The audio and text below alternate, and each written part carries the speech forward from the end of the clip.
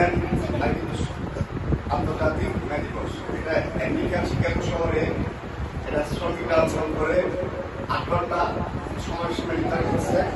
কারণ আগে শ্রমের কোনো সময়সীমা ছিল না, 12 ঘন্টা 4 ঘন্টা পুঁজিবাদীরা ইচ্ছা মতো শ্রমিকদেরকে নিয়ে শ্রম আদায় করত।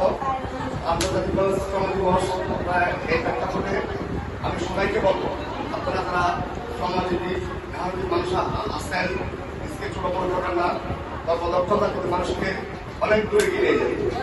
এই যে আমাদের প্রতিবেশী ভারত, এত বড় একটা রাষ্ট্র, ওনার যিনি প্রধানমন্ত্রী নরেন্দ্র মোদী, উনি কিন্তু খুব সিম্পল পরিবার থেকে উনি চা বিক্রি করতেন। ব্রাজিলের প্রেসিডেন্ট উনি বসেছিলেন। আপনারা তো তুলনায় অনেক ভালো আছেন, দেশকে ছোট বড় করবেন না, আপনাদের ছেলে মেয়েদের একটু টেক কেয়ার করবেন। আর যাতে কারিগরি শিক্ষা, কর্মমুখী শিক্ষা, যেমন আপনি চিন্তা করেন এখন যদি একটা ফ্যান লাগাই, ফ্যান ইলেকট্রিক কাজ শিখলেও একটা ফ্যান লাগাইতে 300 টাকা লাগে। যেমন একটা মোবাইল সার্ভিসিং 500 টাকা লাগে, একটা ল্যাপটপ সার্ভিসিং 1000 টাকা লাগে। আপনারা কারিগরি শিক্ষার দিকে ছেলে মেয়েদেরকে ঢুকবেন। সরকার কিন্তু কারিগরি শিক্ষার অনেক সুযোগ সুবিধা উন্নয়ন করছে, সুযোগ সুবিধাও দিচ্ছে, ওইদিকে একটু খেয়াল রাখবেন।